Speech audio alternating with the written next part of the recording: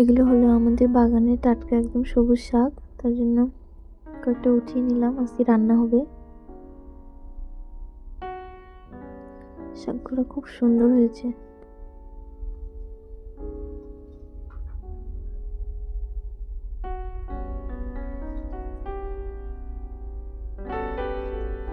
অল্প করে উঠানো হলো। এই শাকগুলো আর লাউয়ের ডাঁটা দিয়ে তরকারি হবে।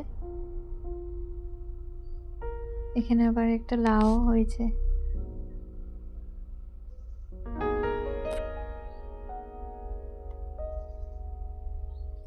আর এগুলো হলো আমাদের বাড়ির বাইরের বেগুন গাছ, ছোট ছোট হয়েছে, কদিন পরে এগুলো খাওয়া যাবে, আর একটু বড় হবে।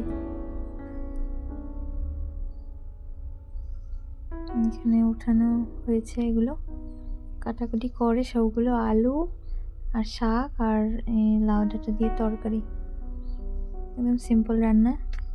আর আমি এখন খেয়ে নিচ্ছি পাতলা ঝোল, খেতে খুব ভালো হয়েছে।